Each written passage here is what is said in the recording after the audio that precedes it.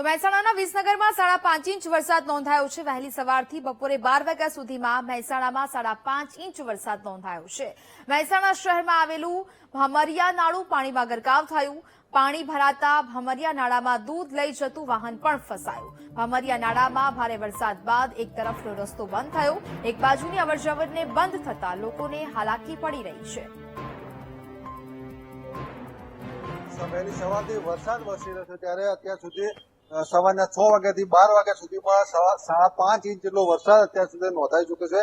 અત્યારે આપ જોઈ શકો છો જે મહેસાણા શહેર 1 અને 2 ને જે જોડતું જે ભમરિયા નાળું છે તે અત્યારે પાણીમાં ગરકાવ થઈ ગયું છે। લોકો પોતાના જોખમે વાહન લઈને નીકળ્યા છે। દૂધનું વાહન પણ છે જે અટવાઈ ચૂક્યું છે, જે બંધ રસ્તા જે નાળામાં બંધ થઈ ગયું પાણીના લીધે લોકો પણ પોતાના જોખમે અત્યારે નીકળી રહ્યા છે। લોકોને પાણીમાંથી નીકળવું પડી રહ્યું છે। અત્યારે આપ મારી જોડે જોઈ શકો છો લોકો જે દુકાનનું જે દિવાલ છે ત્યાંથી ઓટલા પરથી નીકળી રહ્યા છે। મોટી સંખ્યામાં લોકો અત્યારે હાલાકીનો સામનો ભોગવી રહ્યા છે। ત્યારે જે પાણીમાં જે નાળું જે ગરકાવ થઈ જવાના કારણે મહેસાણા શહેર 1 અને 2 ને જે જોડતો જે મુખ્ય રસ્તા છે તે બંધ થયા। લોકો અત્યારે મહેસાણા 1 માંથી 2 માં જવા માટે અત્યારે જે વલખા મારી રહ્યા છે, વરસાદને પાણી ભરાઈ ગયા છે, લોકો હાલાકીનો સામનો કરી રહ્યા છે। અત્યારે હાલ વરસાદના લીધે લોકો પોતાના જે જોખમે અત્યારે પાણીમાંથી પસાર થઈ રહ્યા છે અને અત્યારે હાલ પણ વરસાદ